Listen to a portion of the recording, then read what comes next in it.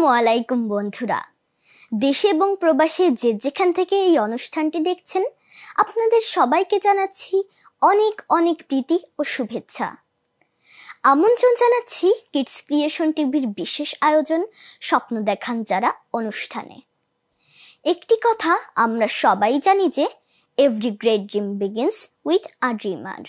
প্রতিটি বড় স্বপ্নের শুরু হয় একজন স্বপ্নদ্রষ্টাকে দিয়ে, আর কবি, দার্শনিক এবং চিন্তাবিদগণ হচ্ছেন একটি জাতির স্বপ্নদ্রষ্টা। স্বপ্ন দেখায় যারা অনুষ্ঠানের আজকের পর্বটি আমরা সাজিয়েছি তেমনই একজন স্বপ্নদ্রষ্টাকে দিয়ে। তিনি আর কেউ নন, আমাদের সকলের প্রিয় কবি, গীতিকার ও সুরকার মতিউর রহমান মল্লিক। আজ 12ই আগস্ট 2010 সালের এই দিনে তিনি আল্লাহর ডাকে সাড়া দিয়ে আমাদের থেকে বিদায় নিয়েছেন। তার স্মরণে কিডস ক্রিয়েশন টিভির আজকের এই বিশেষ আয়োজন। স্বপ্ন দেখায় যারা অনুষ্ঠানের আজকের পর্বে আমরা কবি মতিউর রহমান মল্লিকের গান, কবিতা এবং স্মৃতিচারণ শুনব। সেজন্য আমাদের মাঝে উপস্থিত হয়েছেন বিশিষ্ট কবি ও সাংবাদিক জাকির আবু জাফর স্যার। আসসালামু আলাইকুম। তো বন্ধুরা, আমাদের মাঝে আরো উপস্থিত হয়েছেন জনপ্রিয় শিল্পী এবং সুর সম্রাট মশিউর রহমান স্যার। আসসালামু আলাইকুম রাহমাতুল্লাহ। আমাদের মাঝে আরো উপস্থিত হয়েছেন আমাদের সকলের প্রিয় শিল্পী সানবীর রহমান মুগ্ধ। আসসালামু আলাইকুম, অসংখ্য ধন্যবাদ তোমাকে এবং কিডস ক্রিয়েশন টিভিকে আমাদের এখানে আমন্ত্রণ জানানোর জন্য। তো বন্ধুরা, আর কথা নয়, চলো মূল অনুষ্ঠানটি শুরু করি। তার আগে আমার ছোট্ট একটি অনুরোধ রইল, কিডস ক্রিয়েশন টিভির চ্যানেলটিকে সাবস্ক্রাইব করবে এবং লাইক, শেয়ার ও কমেন্ট করে সবার মাঝে ছড়িয়ে দিবে। অনুষ্ঠানটি আমরা গান দিয়েই শুরু করতে যাচ্ছি। শোনাবেন সানবীর রহমান মুগ্ধ ভাইয়া।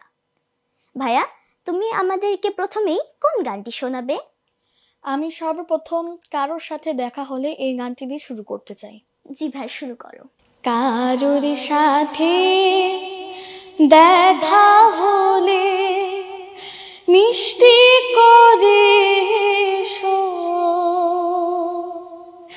হাত বাড়িয়ে সালাম দিয়ে একটু ভালোবেসো। কারোর সাথে দেখা হলে মিষ্টি করে এসো,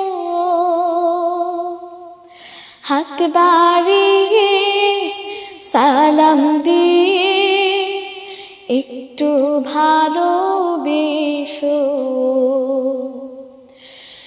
যারা গুমরাহ মুখে রাস্তায় চলে তাদের মতো তুমি নাইবা হলে। যারা গুমরাহ মুখে রাস্তায় চলে তাদের মতো তুমি নাইবা হলে। মিশবে যখন কারোর সাথে হৃদয় দিয়ে মেশো, মিশবে যখন কারোর সাথে হৃদয় দিয়ে মেশো। কারোর সাথে দেখা হলে মিষ্টি করে এসো,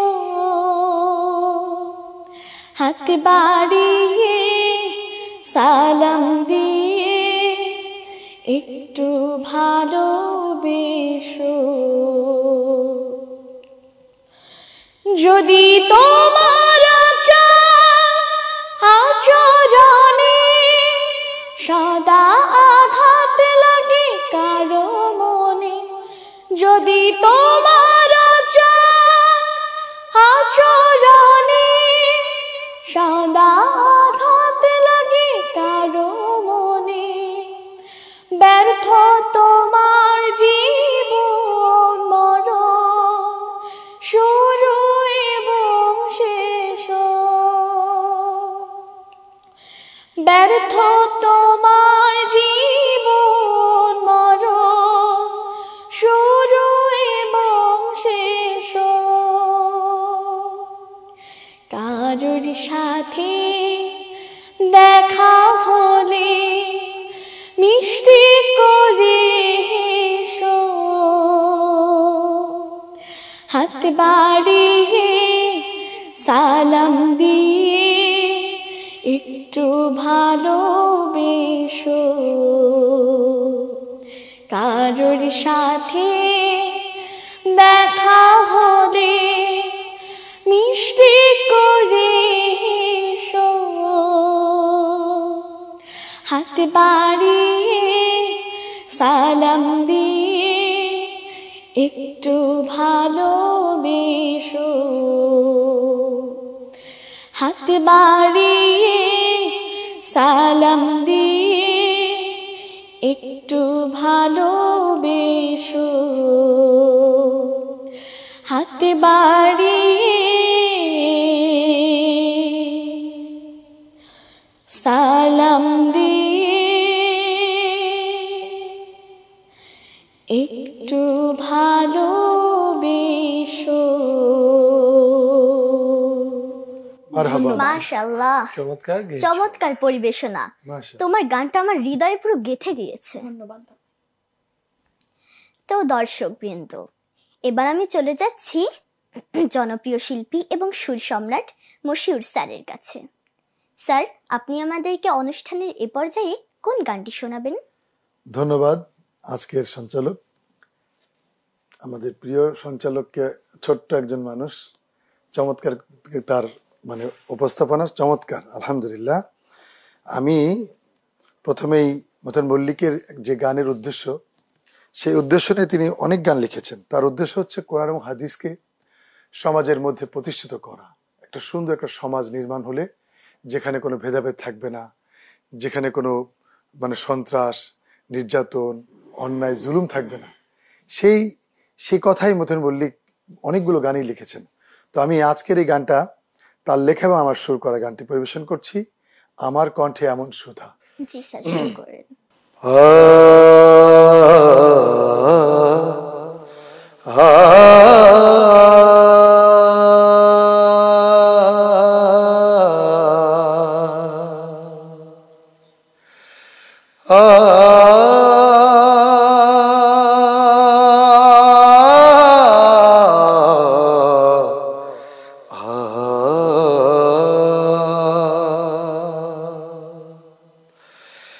আমার কণ্ঠে এমন সুধা দাও ঢেলে দাও হে পরওয়ার। আমার কণ্ঠে এমন সুধা দাও ঢেলে দাও হে পরওয়ার। যা পিয়ে ঘুমন্ত জাত, যা পিয়ে ঘুমন্ত জাত, ভাঙে যেন রুদ্ধ দ্বার। আমার কণ্ঠে এমন সুধা দাও ঢেলে দাও হে পরওয়ার।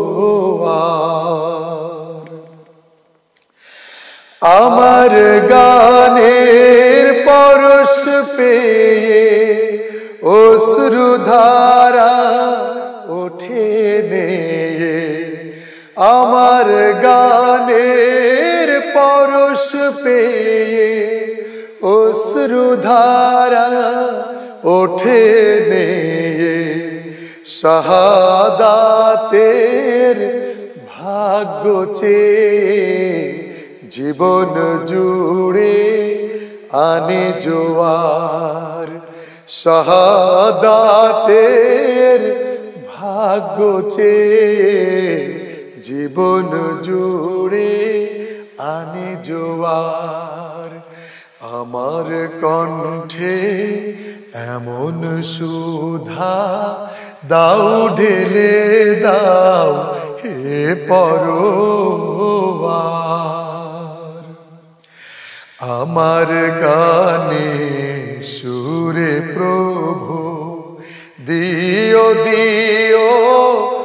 অগ্নিধারা দিন কায়েমের চির সবুজ অনুভূতি পাগল পাড়া অনুভূতি পাগল পাড়া আল কোরআনের আয়াত দিয়ে তৌহিদেরি পিজুস পিয়ে আল কোরআনের আয়াত দিয়ে তৌহিদেরি মধু পিয়ে হেরার পথের রোশনি নিয়ে পার হয়ে যায় দূর পারাবার হেরার পথের রোশনি নিয়ে পার হয়ে যায় দূর পারাবার আমার কণ্ঠে এমন সুধা দাও ঢেলে দাও হে পরওয়ার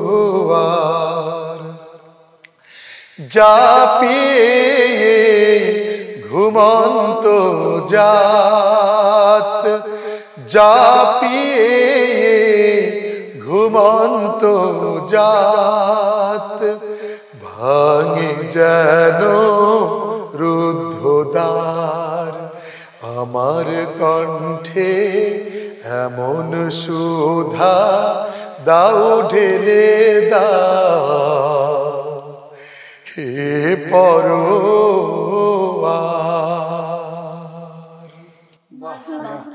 জাযাকাল্লাহ খাইর স্যার, আলহামদুলিল্লাহ চমৎকার পরিবেশনা। আমি অনেক খুশি হয়েছি, নিশ্চয়ই আমার দর্শকরাও অনেক খুশি হয়েছে। তো প্রিয় দর্শক, আমরা পরপর দুটি গান শুনলাম। এবার এবার তোমার কাছে একটি মতিউর রহমান মল্লিকের কবিতা শুনতে চাই। আমি জানি তুমি ভালো আবৃত্তি করো, তো তুমিই শোনাও। ধন্যবাদ মুগ্ধ ভাইয়া। স্যার, আপনারা দুইজন যদি অনুমতি দেন, আমি পরপর ছোট ছোট দুইটা কবিতা আবৃত্তি করব। অবশ্যই অবশ্যই অবশ্যই। তো স্যার শুরু করি। বইকে তুমি বন্ধু করো, জ্ঞানকে করো সাথী, সবার আগে বাঁচবে তুমি, বাঁচবে তোমার জাতি। ঠকাবে না বই তোমাকে, উঠলে জেগে জ্ঞানের ডাকে, সকলে দুয়ারে খুলবে তোমার, ঘুচবে আধার রাতে। বইয়ের মাঝে লুকিয়ে আছে বেহেশত যাবার পথ, জ্ঞান আর আমল এক করে সেই যার আছে হিম্মত। আল্লাহ সবচেয়ে বড় জ্ঞানী, করোনা তার নাফরমানি, কোরআন সেরা ভূত কিতাব, নাও পক্ষপাতি। ধন্যবাদ স্যার। এবার আমি দ্বিতীয় কবিতাটা শোনাতে চাচ্ছি। ভালো কাজ করলেই ভালো ফলাফল, মন্দ কাজের ফল মন্দ, দ্বন্দ্বের পরিণাম দ্বন্দ্ব শুধুই, বোঝে তা তো বোবা কানা অন্ধ। ভালো মন সর্বদা ভালো ভাবনায়, মশগুল থাকে ভালো সম্ভাবনায়, ভালো ফুল ছড়াবে চারিদিকে ওগো, মন মাতানোর মতো গন্ধ। ভালো কাজে আল্লাহর মদদ মেলে, মেলে তার রহমত সীমাহীন, ভালো কাজে অক্ষয় অম্লান আহা, ইহকালে পরকালে চিরদিন। সবচেয়ে ভালো কাজ আল্লাহর পথে, লড়াই চালিয়ে যাওয়া তারই শপথে, তবেই অন্য সব ভালো কাজগুলো পাবে আর গতি পাবে ছন্দ। ধন্যবাদ। মাশাআল্লাহ। তো প্রিয় দর্শক, এবার আমি চলে যাচ্ছি বিশিষ্ট কবি ও সাংবাদিক জাকির আবু জাফর স্যারের কাছে। স্যার, আমরা জানি কবি মতিউর রহমান মল্লিক নানা বিষয়ে লিখেছেন, তার শিশু সাহিত্য সম্পর্কে যদি আমাদের কিছু বলতেন। অনেক ধন্যবাদ তোমাকে, খুব সুন্দর বলছো তুমি, উপস্থাপন করছো। প্রিয় দর্শক, কবি মতিউর রহমান মল্লিক একটি নাম, একটি আনন্দ এবং একটি পৃথিবী। পৃথিবী এজন্যে মতিউর রহমান মল্লিকের একটি জগৎ আছে, তিনি যাকে তিলে তিলে নির্মাণ করেছেন, বিনির্মাণ করেছেন। মতিউর রহমান মল্লিক তিনি আকস্মিকভাবে কবি হয়ে ওঠেননি, তার পারিবারিক একটি ঐতিহ্য আছে। তার বড় ভাই ছড়া পড়তেন, কবিতা পড়তেন এবং পড়তেন একটি আসরে, সেটি রেডিওতে, যেই অনুষ্ঠানটি প্রচার করতেন কবি, উপস্থাপনা করতেন কবি ফররুক আহমেদ। সেই অনুষ্ঠানে মল্লিক ভাইয়ের বড় ভাই ছড়া পড়তেন, কবিতা পড়তেন। তো বড় ভাইয়ের কাছ থেকেই মূলত তিনি প্রেরণা পেয়েছেন এবং ওই সময়টা তিনি রেডিওতে গান শুনে শুনে গান লেখা শুরু করেছিলেন। তো গান লেখা দিয়ে বেশিরভাগ আমাদের কবি, ছড়াকাররা কবিতা দিয়ে শুরু করেন, গল্প দিয়ে শুরু করেন অথবা ছড়া দিয়ে শুরু করেন, কিন্তু মল্লিক ভাই শুরু করেছিলেন গান দিয়ে। প্রথম তিনি গান দিয়ে লেখালেখিতে আসেন। তো সেই গান থেকে ধীরে ধীরে আসলেন কবিতায়, আবার কবিতা থেকে কবিতা ছোটদের জন্য ছড়া, গল্প এবং উপন্যাস। ঠিক উপন্যাস তিনি নিজে লেখেননি, কিন্তু উপন্যাস অনুবাদ করেছেন, তাও ছোটদের জন্য, কিশোরদের জন্য। তো আমাকে আমাদের প্রিয় ছোট্ট বন্ধু উপস্থাপক ছোটদের জন্য যে শিশু সাহিত্য তিনি করেছেন, শিশু সাহিত্যের সম্পর্কেই বলতে আমাকে বলেছেন। মল্লিক ভাইয়ের শিশু সাহিত্য, তিনি খুব বেশি বই লেখেননি, কিন্তু যে কটি বই তিনি লিখেছেন, যে কটি ছড়া গ্রন্থ তিনি লিখেছেন, এক কথায় এগুলো অসাধারণ। আজকের উপস্থাপক যে দুটো কবিতা আবৃত্তি করেছে, কিশোর কবিতা, ছড়ার তুলনায় কিশোর কবিতা বেশি। তবে রঙিন মেঘের নাও একটি বই আছে, এই বইয়ের মধ্যে ছড়া আছে প্রচুর। তো তিনি, আমাদের দেশে যেটা হয়, আমাদের কবি সাহিত্যিকেরা তারা শিল্পের জন্য শিল্প করতেন, করেন এখনো। অর্থাৎ যে কোনো একটি বিষয়কে মানুষের যাতে মজা পায়, আনন্দ পায়, কিংবা সবাই মিলে একটি উৎসব করা যায়, এই ধরনের লক্ষ্য নিয়ে লেখেন। কিন্তু মতিউর রহমান মল্লিকের লেখা সেরকম নয়। তিনি কাউকে শুধু আনন্দ দেওয়ার জন্য, কোনো ছেলেকে অকারণ হাসানোর জন্য, কিংবা কোনো কিশোরকে অকারণ উৎসব মুখর করার জন্য তিনি লেখেননি। কি লিখেছেন? তিনি অসাধারণভাবে প্রথমত শিশু কিশোরদের মনে একটি স্বপ্ন রুইয়ে দেবার চেষ্টা করেছেন, যেই স্বপ্নটি তার নিজেকে গড়ে তুলবে, তার পরিপার্শ্বকে গড়ে তুলবে, তার সমাজকে গড়ে তুলবে এবং তার রাষ্ট্রকে গড়ে তুলবে। অর্থাৎ ছোট থেকে বড়, তিল থেকে তাল, কিংবা একটি শূন্যতা থেকে মহাকাশ, এই সব কিছুকে তিনি চেষ্টা করেছেন শিশু কিশোরদের জন্য তাদের বুকের ভেতর, তাদের মনের ভেতর রুইয়ে দিতে। তার যেমন একটি ছড়া, একটি কিশোর কবিতা, একটি হৃদয় অলির মতো, কলির মতো, মেঘনা নদীর পলির মতো। কি অসাধারণ! অলি ঘুরে বেড়ায়, উড়ে, কলি ফুল ফোটার আগে কলি হয়, আর হৃদয়টি কেমন? ঠিক অলির মতো, কলির মতো, আবার মেঘনা নদীর পলির মতো। এই যে অসাধারণ উপমা, এটা ফ্যান্টাস্টিক, অসাধারণ বলতে হবে। যে এটি প্রজাপতি, মনটি, হৃদয়টি একটি প্রজাপতি, সে উড়ে বেড়ায়, ঘুরে বেড়ায়, তার মধ্যে রং আছে, তার মধ্যে ঢং আছে, তার মধ্যে সৌন্দর্য আছে। আর কলি ফুল, ফুলের মধ্যে ঘ্রাণ আছে, সৌন্দর্য আছে।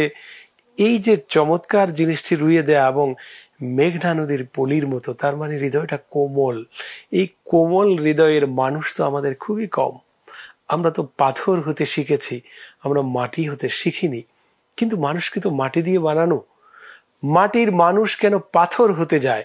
মাটির মানুষ যখন পাথর হয়ে যায়, তখনই সে অন্যায় করা শুরু করে, তখনই অন্যের অধিকার লুট করা শুরু করে, তখন অধিকার হরণ করা শুরু করে, তখন অন্যায়ভাবে অন্যকে খুন করতেও পারে।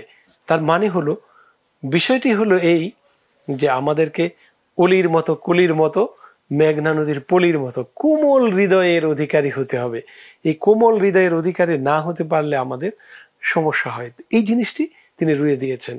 তারপরে তিনি অসাধারণ বলেছেন যে হঠাৎ শাপলা দেখে থমকে দাঁড়ায়, প্রজাপতি উড়ে যায় দুহাত বাড়ায়। এই যে প্রজাপতি উড়ে যাওয়ার একটি চিত্রকল্পকে তিনি রুয়ে দিয়েছেন। হ্যাঁ, প্রজাপতির সাথে কিছু বলতে চাচ্ছেন? আমি আপনার কাছে শুনতে যাচ্ছি যে আপনি তো বড় মাপের একজন কবি এবং মল্লিক ভাইয়ের সবচেয়ে কাছের একজন মানুষ, কবি জাকির আবু জাফর। আমি বলতে চাচ্ছি যে আপনি যদি আজকে এই অনুষ্ঠানে ছোটদের মানে উদ্দেশ্যে আমরা যদি আপনার কিছু কবিতা শুনতে পারি, এটা আমাদের জন্য বিশাল পাওয়া। মল্লিক ভাইয়ের কবিতা? জি। এখন মল্লিক ভাইয়ের এখন পুরো কবিতা তো মুখস্থ নেই, হয়তো সামনে বই থাকলে আবৃত্তি করা যেত।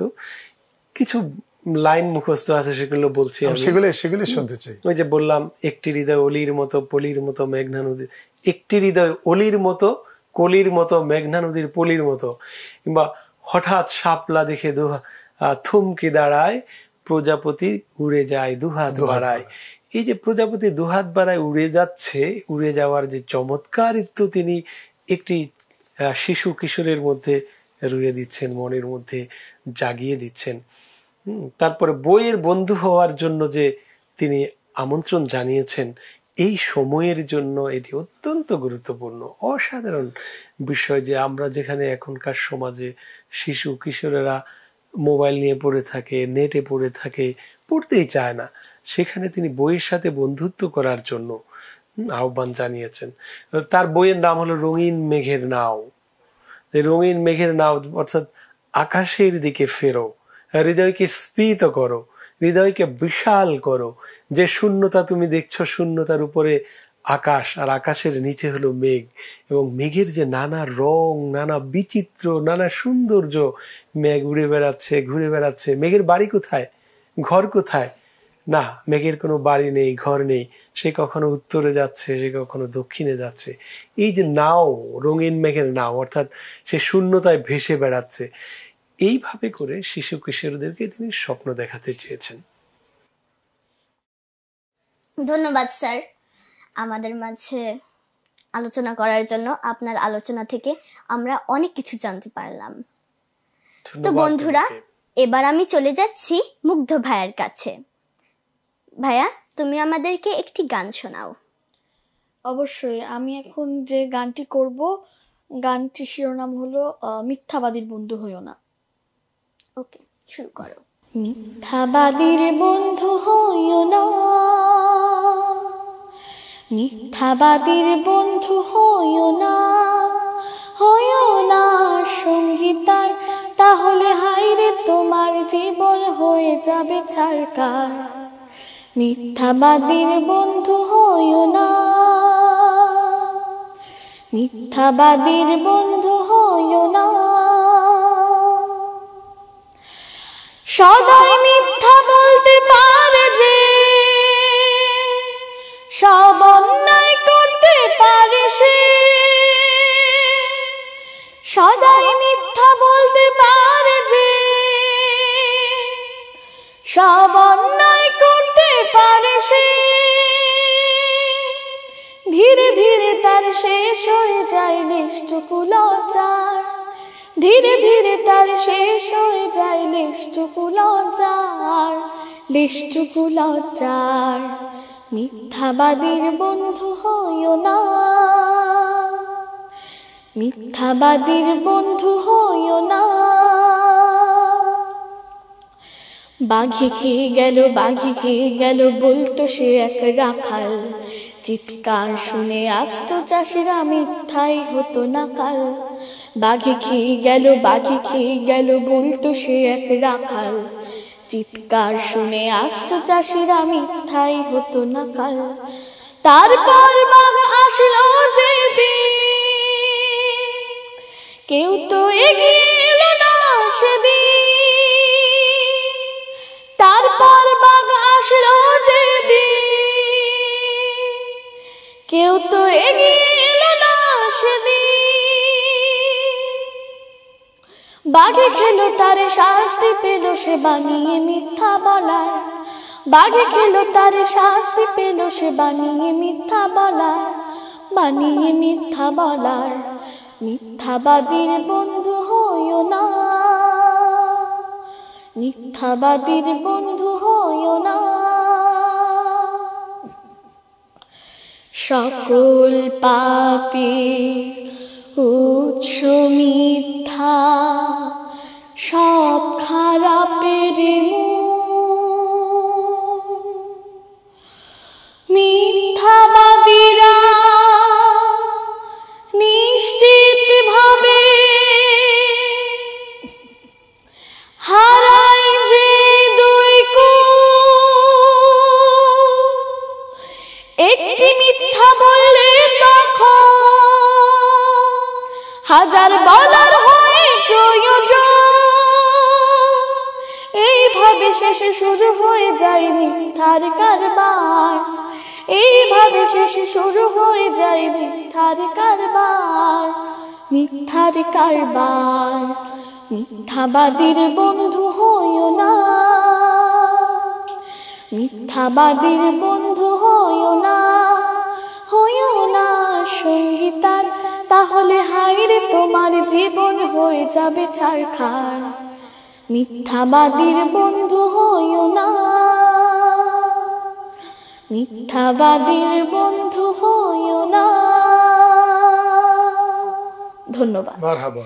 মাশাআল্লাহ, অনেক সুন্দর, চমৎকার অনেক পরিবেশনা ভাইয়া। ধন্যবাদ। তুমি একটি ভালো কথা বলেছো, গানটির লেখাও অনেক ভালো। মিথ্যাবাদীর বন্ধু হইও না। আসলে বন্ধুকে দেখে মানুষ জিনিসটি শেখে, এবং বন্ধু যদি খারাপ হয় মানুষও খারাপ হয়ে যায়। সেজন্য মিথ্যাকে এড়িয়ে চলা সবচেয়ে উত্তম। তো প্রিয় দর্শক, এবার আমি চলে যাচ্ছি মশিউর স্যারের কাছে।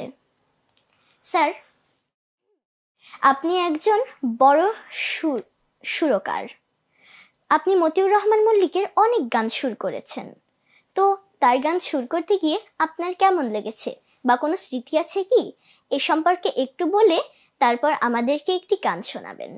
আলহামদুলিল্লাহ, অনেক স্মৃতি আছে যা আসলে, আর জাকির ভাই আমরা তো সবসময় মতিউর মল্লিক ভাইয়ের কাছেই থাকতাম। তো আমি মল্লিক ভাইয়ের সঙ্গে গানের সুরের ক্ষেত্রে সময় দিতাম। মল্লিক ভাই, আমি, আমাদের একজন গানের পাখি আছেন যার নাম ওস্তাদ তাফাজ্জল হোসেন খান। তো এরকম আমরা ৩-৪ জন সবসময় মল্লিক ভাইয়ের সঙ্গে সময় দিতাম, সারা রাত সময় দিতাম। আমাদের দেখা যেত যে আসর নামাজ থেকে শুরু করে আমরা রাত ১২টা-১টা পর্যন্ত সময় দিতাম। আবার কোনোদিন পুরো রাত সময় দিতাম। হ্যাঁ, ফজর নামাজ পড়ে তারপর বাসায় যেতাম। এরকম বহুত স্মৃতি আছে যেখানে মল্লিক ভাই মল্লিক ভাই মানে ওনার কারণে আমরা বাসা বাড়িতে যাওয়ার ব্যাপারটা ভুলে যেতাম। মানে আমরা যে বাসায় যেতে হবে বা যাওয়া দরকার, গান এমন একটা মানে গানের এমন একটা মানে শুরু হয়তো লেখা, তখন আমি সুর দিচ্ছি, মল্লিক ভাই লিখতেছে, আবার কাশেম ভাই সুর দিতেছে, মল্লিক ভাই লিখতেছে, তাহলে ভাই চেষ্টা করতেছে, আমিও চেষ্টা করছি। মানে আমাদের একটা প্রতিযোগিতা থাকতো। মানে আমরা গানের সুরের ক্ষেত্রে আমরা ৩-৪ জন সবসময় একটা প্রতিযোগিতা করতাম কে ভালো সুর দিতে পারে। আলহামদুলিল্লাহ, এই ক্ষেত্রে আল্লাহ বরকত দিতেন। তো মল্লিক ভাইয়ের অনেক গান সুর দেওয়ার ক্ষেত্রে আমার একটা গান মনে পড়ে যে মতিউর মল্লিক ভাই, যেমন তুমি দিলে জমিন দিয়েছ আসমান, সুখের সমাজ গড়তে দিলে তেমনই কোরআন।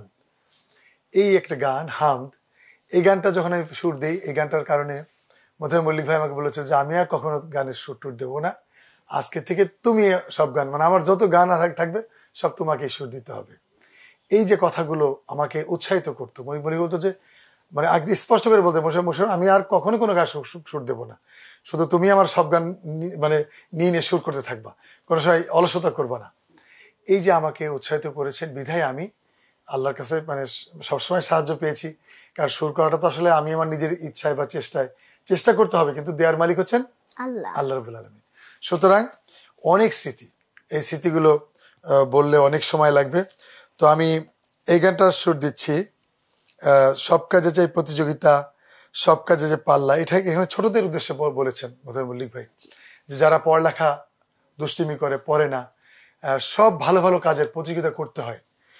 এই ধরনের অসংখ্য বাচ্চাদের উদ্দেশ্যে, তোমাদের ছোটদের উদ্দেশ্যে মতিউর মল্লিকের গানগুলো মানে এত শিক্ষামূলক ছিল যে তুমি কোন সাবজেক্ট, খোঁটা দিয়ে কথা বলা ঠিক নয়, খোঁটা দিয়ে কথা বলা ভালো মানুষের কোনো ভালো স্বভাবের কোনো দিক নয়।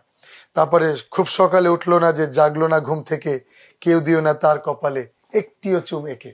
এখানে বাচ্চা তোমাদেরকে বলতেছে তোমরা খুব ভোরে ওঠো, আগেই তোমরা উঠে অজু করো, তারপরে নামাজ পড়ো, এরপর আরবি পড়ো, এরপরে পড়তে যাও। এই যে এইগুলো না করলে আবার কি করলে বাচ্চাকে তার গার্ডিয়ানকে শিখাই দিচ্ছে যে যদি কোনো বাচ্চা যদি তার মানে এই শৃঙ্খলা মতো কাজ না করে তাহলে তাকে মানে খেতে দিও না। কত সুন্দর গাইড। তারপরে গালি দিয়ে কথাবার্তা বলে মুনাফিক, কথায় কথায় গালিগালাজ করে যে দাম্ভিক। এই যে আমাদের সমাজ অসংখ্য মানে গালিগালাজ চলে, একজন আরেকজনকে খুব মানে গালি দিয়ে মনে করে যে অনেক কিছু মানে জয় করতে পারলো, এরকম কিছু হয় না সমাজে। এটা নিয়ে মল্লিক ভাই অনেক শিক্ষামূলক, প্রত্যেকটা কথা, এতগুলো কথা বলতে গেলে অনেক সময়ের ব্যাপার। গানটা শুনি আমরা। কোনটা? এই যে গানটা আপনি এখন বললেন সেটাই সুরে শুনি। আমি এটা শোনা যাচ্ছি, ওই যে খুব সকালে উঠলো না যে জাগলো না ঘুম থেকে, এটা আমি শোনাচ্ছি। খুব সকালে উঠলো না যে জাগলো না ঘুম থেকে, কেউ দিও না তার কপালে একটিও চুমেকে। খুব সকালে উঠলো না যে জাগলো না ঘুম থেকে, কেউ দিও না তার কপালে একটিও চুমেকে। মাজলো না দাঁত অলসতায়, মুখ ধুলো না কোনো কথায়। মাজলো না দাঁত অলসতায়, মুখ ধুলো না কোনো কথায়। লজ্জা দিও সবাই তাকে আস্ত হুতুম ডেকে, কেউ দিও না তার কপালে একটিও চুমেকে। পড়লো না যে অলস ফজর, ফের দেখালো নানা নজর। পড়লো না যে অলস ফজর, ফের দেখালো নানা নজর। ডাকলো আব্বু আম্মু তবু বেরোয়নি রুম থেকে, কেউ দিও না তার কপালে একটিও চুমেকে। ডাকলো দোয়েল টুনি টোনা, জলদি ওঠো খোকন সোনা। ডাকলো দোয়েল টুনি টোনা, জলদি ওঠো খোকন সোনা। নইলে আগে উঠবে সূরজ আলোর কুসুম মেখে, কেউ দিও না তার কপালে একটিও চুমেকে। খুব সকালে উঠলো না যে জাগলো না ঘুম থেকে, কেউ দিও না তার কপালে একটিও চুমেকে। বসলো না যে সকাল বেলায় পড়তে ভীষণ অবহেলায়। বসলো না যে সকাল বেলায় পড়তে ভীষণ অবহেলায়। কেউ দিও না তার টেবিলে চার ওড়ম রেখে, কেউ দিও না তার কপালে একটিও চুমেকে। খুব সকালে উঠলো না যে জাগলো না ঘুম থেকে, কেউ দিও না তার কপালে একটিও চুমেকে। খুব সকালে উঠলো না যে জাগলো না ঘুম থেকে, কেউ দিও না তার কপালে একটিও চুমেকে। কেউ দিও না তার কপালে একটিও চুমেকে। কেউ দিও না তার কপালে একটিও চুমেকে।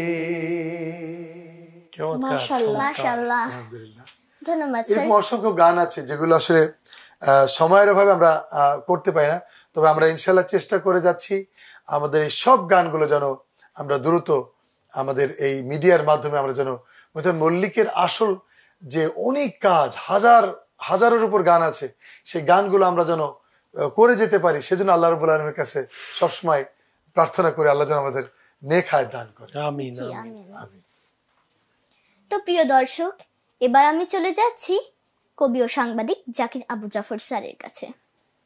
স্যার, আমরা জানি আপনি কবি মতিউর রহমান মল্লিকের অনেক ঘনিষ্ঠজন ছিলেন, তো তার সম্পর্কে একটু স্মৃতিচারণ করলে আমার ছোট্ট বন্ধুরা অনেক উপকৃত হতো। ধন্যবাদ, তুমি এটি খুব চমৎকার বলেছ। আসলে মল্লিক ভাইয়ের সাথে কত বছরের স্মৃতি সেটা বললে হিসাব করে বলতে হবে, এবং একসাথে সময় কাটানোর যে বিষয়টি, এটি অন্যরকম বিষয় ছিল। প্রায় 5 বছরের মতো একই কক্ষে অফিস করেছি। প্রথমত আমরা এরকম একটি বড় কক্ষে একসাথে বসে সকালে 11টার দিকে ওই রুমে ঢুকতাম, রাতে বের হওয়ার কোনো সময় ছিল না আর। এমনই সেখানে সন্ধ্যার সময় কবি সাহিত্যিকেরা আসতেন, বড় বড় কবিরা আসতেন, কবি আল মাহমুদ, তারপরে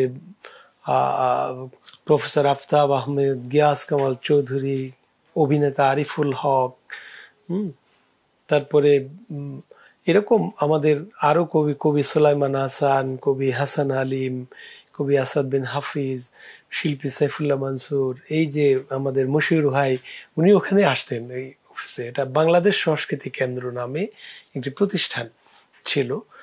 আমিও সেখানে, সেটা নির্বাহী পরিচালক ছিলেন মল্লিক ভাই, আমিও সেখানে একজন কর্মকর্তা হিসেবে ছিলাম। আর তার আগে তো বিভিন্ন জায়গায় সারা বাংলাদেশে অসংখ্য অনুষ্ঠান করেছি একসাথে, ঢাকা মহানগরীতে তো হয়েছেই।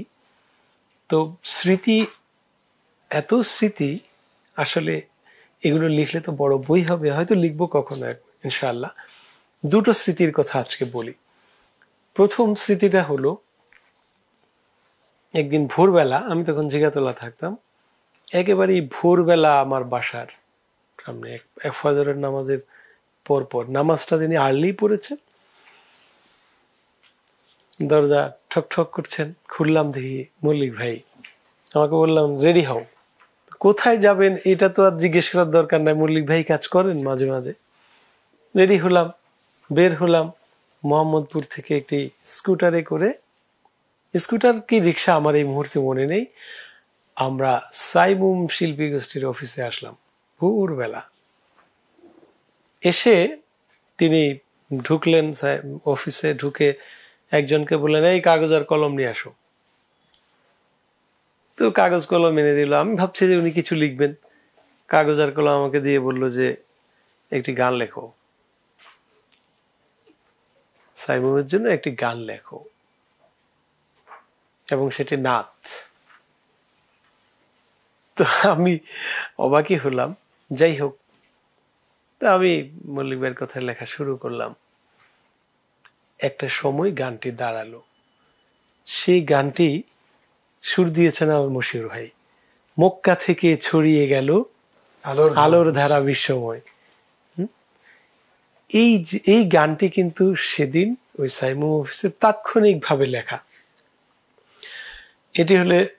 এটি মজার স্মৃতি। এরকম অনেক স্মৃতি আছে, এরকম গানেরও অনেক স্মৃতি আছে, কবিতার আছে। মাঝে মধ্যে আমরা কবিতা প্রতিযোগিতা করতাম, অর্থাৎ এখন আমরা সবাই মিলে হয়তো 5-7 জন 10 জন কবি একসাথে হয়েছে, সবাই মিলে কবিতা লেখো, লিখলো, লিখে একজন একজন করে পড়ে পড়ে আবার শোনাচ্ছি, এর মধ্যে হাসাহাসি হয়। যাই হোক, দ্বিতীয় স্মৃতিটা আমার মনে পড়ছে, আমরা একবার মল্লিক ভাইয়ের জন্মস্থান বাগেরহাটে যাব, একটি সাংস্কৃতিক উৎসব, বিশাল আয়োজন। কিন্তু বিশাল আয়োজন এটি তিনি বলেননি, তিনি বলছেন যে একটি সাংস্কৃতিক উৎসবে যাব আমরা। কে কে যাব? মল্লিক ভাই আছেন, আমি আছি, গিয়াস কামাল চৌধুরী, তিনি অনেক বড়, বাংলাদেশের অনেক বড় সাংবাদিক। তোমরা যারা এখন যারা নাম শুনেছ তারা হয়তো জানো, যারা শুনেনি তাদের জন্য বলছি, তিনি বাংলাদেশের অনেক বড় সাংবাদিক, বাংলাদেশের শুরু থেকে যাবৎকালের সবচেয়ে বড় সাংবাদিকদের একজন তিনি। তার স্মৃতিশক্তি ছিল অসাধারণ। তিনি ইতিহাসের ঘটনা প্রবাহ বলতেন, আবার বিশেষ করে গোটা বাংলাদেশের মানচিত্র মনে হয় উনার মুখস্থ। যাই হোক, সেটা বলছি আমি। তারপরে আর হলেন প্রফেসর ডক্টর মোহাম্মদ আব্দুর রব এবং প্রফেসর ডক্টর আফতাব আহমেদ। তিনি মারা গেছেন মানে নিহত হয়েছেন, তাকে গুলি করে মেরে ফেলা হয়েছে। আমরা রওনা দিলাম এশারের পরে, শীতকাল, ডিসেম্বর। যাচ্ছি, যখন কাছাকাছি গেলাম, অর্থাৎ বাগেরহাটের কাছাকাছি যখন গেলাম, বাগেরহাটের রাস্তাটা একেবারে সাপের মতো পেঁচানো, মোড়ানো, একেবারেই সাপ যেভাবে চলে এইভাবেই। রাস্তাটা খুব বেশি চওড়া না, সরু রাস্তা, খুব রিস্কি। আর দুই পাশে গাছ গাছালি, এত গাছগাছালি, এত মানে বনলতা, বুনো ফুল, অসম্ভব। শেষ রাত তখন, একেবারে শেষ রাত, এবং কিছু রাত জাগা পাখি এই কোথাও গম্ভীর সুরে হঠাৎ ডেকে উঠছে, কিন্তু কুয়াশা এত পরিমাণ ছিল যে কুয়াশার জন্য আমাদের গাড়ি এগোতে পারছিল না, লাইট দিয়ে মনে হয় এক হাতও সামনে দেখা যাচ্ছিল না। এরকম অবস্থায় আমরা ধীরে ধীরে ধীরে ধীরে খুব ধীরে ধীরে যাচ্ছি। এতই মজা লাগলো। আমরা গাড়ির মধ্যে মল্লিক ভাই কৌতুক বলে, গিয়াস কামাল ভাই কোনো ঘটনা বলেন, আর আফতাব সাহেব হলো গিয়াস ভাইকে একটু খোঁচায়। এইসব করতে করতে আমরা পৌঁছালাম বাগেরহাট। তো যাই হোক, নাস্তা টাস্তা খেলাম, কিছুক্ষণ বিশ্রাম নিলাম, তারপরে দুপুরবেলা খেলাম বাগেরহাট প্রেস ক্লাবে। আমাকে দাওয়াত দিল। ওই প্রেস ক্লাবে যে চিংড়ি খেয়েছি আমরা, এত বড় চিংড়ি আমি আর কখনো দেখিনি। একটি চিংড়ি 1 কেজির কাছাকাছি, মানে প্লেট ভর্তি হয়ে গেল, রুই মাছের বড় পিসের মতো প্লেট ভর্তি চিংড়ি। যাই হোক, এরকম আয়োজন হলো। তারপর সেখান থেকে আমরা গেলাম অনুষ্ঠানে।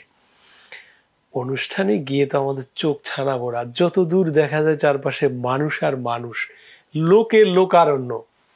অনুষ্ঠান উপস্থাপনা করছেন ওখানকার একজন শিল্পী, আমার নাম মনে নেই। অডিটোরিয়াম না, খোলা মাঠে, স্কুলের মাঠে। এই কারণেই মানুষ ছড়ানো ছিটানো। তো আমরা যখন মঞ্চে উঠলাম, মল্লিক ভাই মাইক নিলেন এবং আমাদের পরিচয় দিচ্ছেন, জনতা হাততালি দিচ্ছে। এক পর্যায়ে মল্লিক ভাই আমাকে বললেন যে যতক্ষণ পারা কবিতা পড়ো, মুখস্থ। তো আমি যখন মাইক্রোফোনের হাতে নিয়ে দাঁড়ালাম, সামনে থেকে চিৎকার উঠছে, বিদ্রোহী কবিতা শুনতে চাই, নজরুলের বিদ্রোহী কবিতা। এই বিদ্রোহী কবিতা আমি পড়লাম। খই ফোটার মতো মানুষের আবেগ, উচ্ছ্বাস, আর মল্লিক ভাই এসে জড়ায় ধরলেন। তারপরে দেখি নানা দিক থেকে গিফট আসছে। এই দৃশ্যটা মানে মাঝে মধ্যে এখনো মনে পড়ে। এরকম অনেক জায়গার অনেক স্মৃতি আছে, কিন্তু এই দৃশ্যটা এখনো মনের মধ্যে খুব অন্যভাবে কাজ করে। অনেক ভালো লাগলো স্যার আপনার স্মৃতিচারণটা। আবার শুনবো পরবর্তী কোনো অনুষ্ঠানে। নিশ্চয়ই। তো প্রিয় দর্শক, আপনারা অনেকেই অনেক কমেন্টস করছেন। আপনাদের কমেন্টস করার জন্য অসংখ্য ধন্যবাদ জানাচ্ছি। তো বন্ধুরা, এ পর্যায়ে আমি চলে যাচ্ছি মুগ্ধ ভাইয়ার কাছে। আমি এবার একটি দেশাত্মবোধক গান পরিবেশনা করব। জি ভাই, শুরু করো। কোন দেশেতে পাবি রে তুই 6টি ঋতুর খেলা, ও কোন দেশেতে পাবি রে তুই 6টি ঋতুর খেলা, ও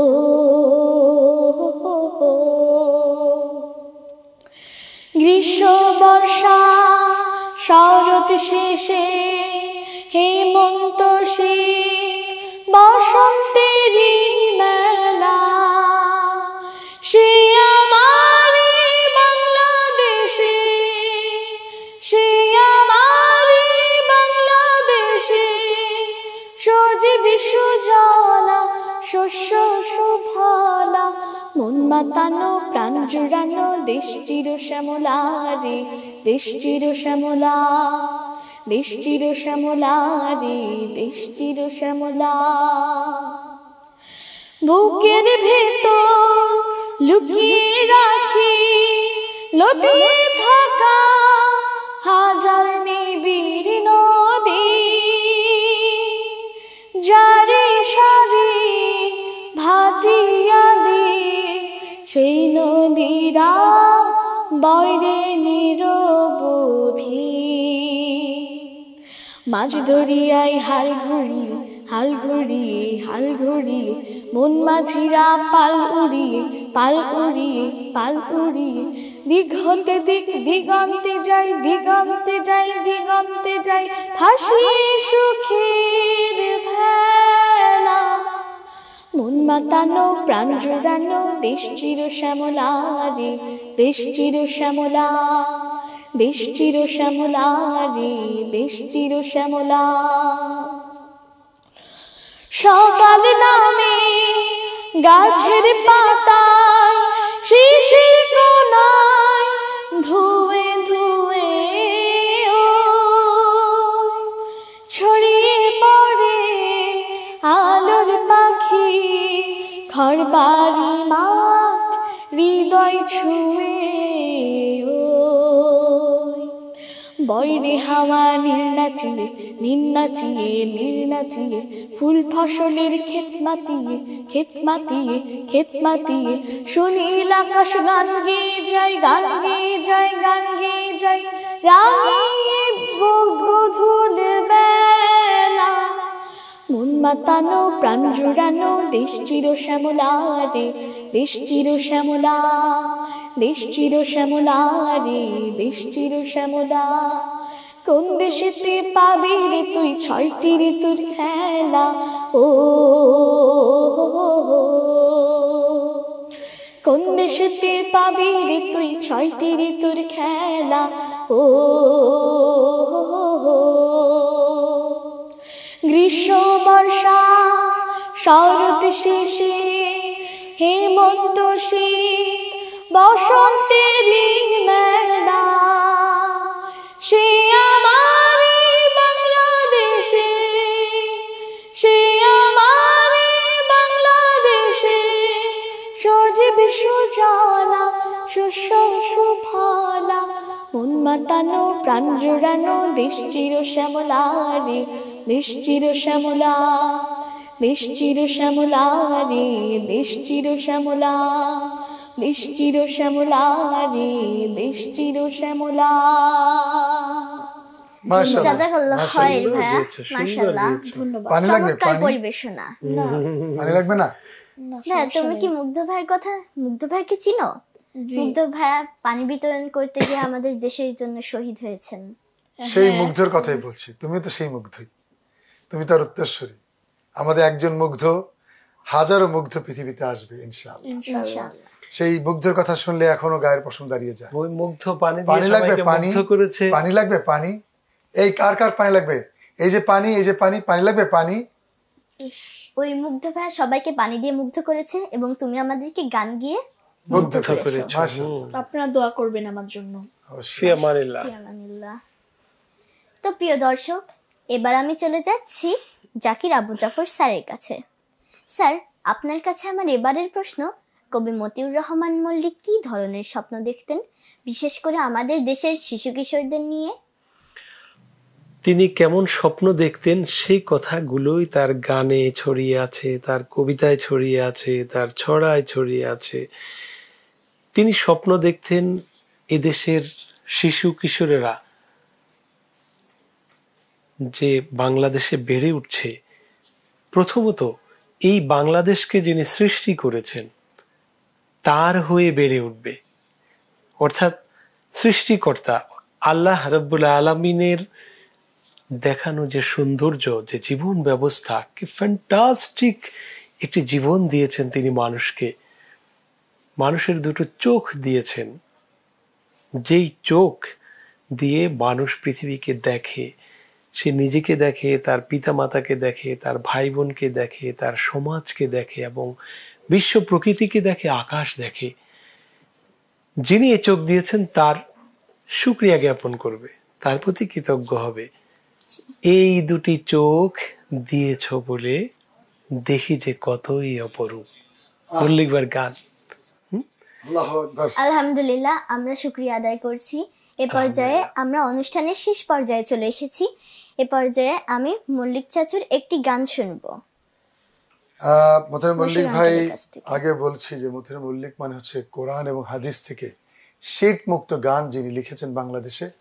শিরক মুক্ত মানে গানের ব্যাপারে অনেক মানুষের অনেক ধরনের আগের দিনে মানে পজিটিভ নেগেটিভের ধারণা ছিল যে গান আবার কি, গানের আসলে, কিন্তু গানের ক্ষেত্রে অনেক মানুষ মানে শিরকযুক্ত গান দিয়ে মানুষ এই সমাজে কুসংস্কার ভরে গিয়েছিল আমাদের এক সময়। মোতাহের মল্লিক এসে বাংলাদেশে প্রথম বাংলাদেশে মিউজিক ছাড়া গান, আল্লাহর এই গান, রসুলের এই গানগুলো এত যে ভালো লাগে, এটা মোতাহের মল্লিকের হাত ধরেই আমরা সারা বাংলাদেশ না সারা পৃথিবীতে ছড়াতে পেরেছি। তোমাদের মাধ্যমে আমরা চেষ্টা করছি, তোমরা ভবিষ্যতে চেষ্টা করবা ইনশাআল্লাহ। তো মোতাহের মল্লিকের অসংখ্য গানের মধ্যে সব গান তো আসলে এই অনুষ্ঠানে করা সম্ভব না, তবে লাস্ট গান নিজের দাঁতটা নিজেই মাজো, তুমি কি আর ছোট্ট আজো, এটা দিয়ে এটা গান। জি স্যার।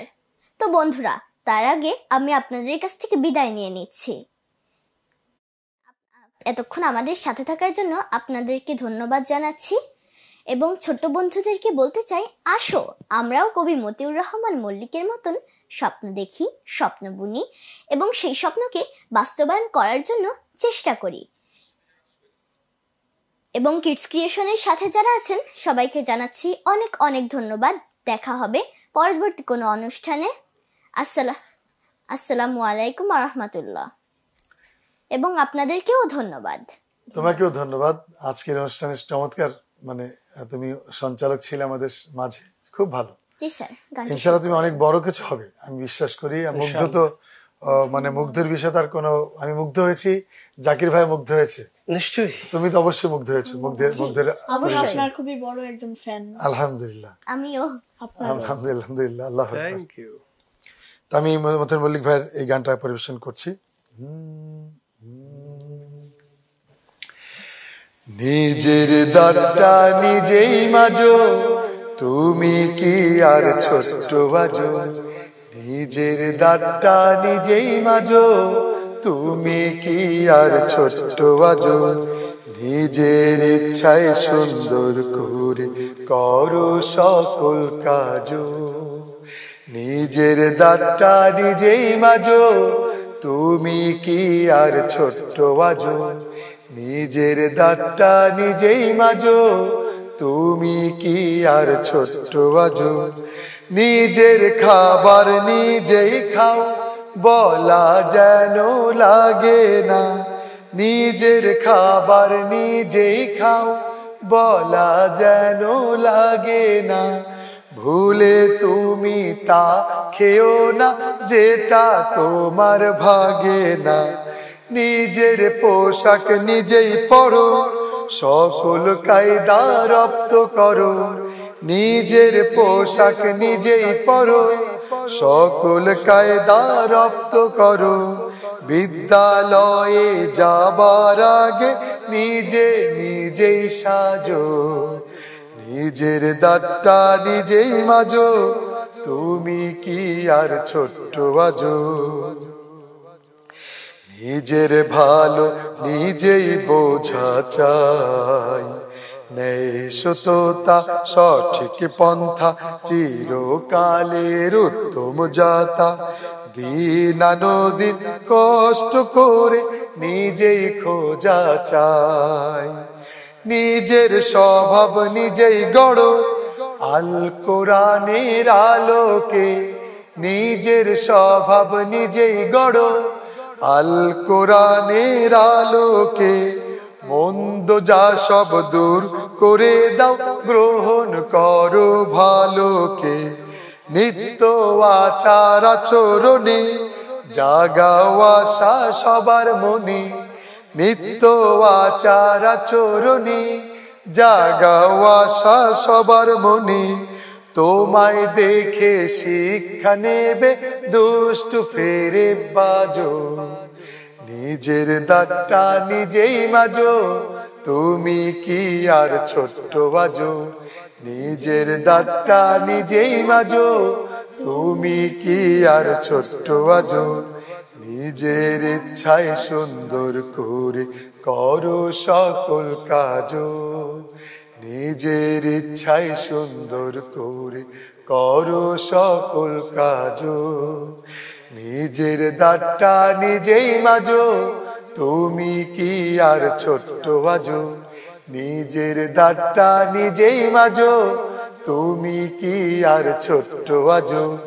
নিজের দাঁতটা নিজেই মাজো, তুমি কি আর ছোট্ট বাজো।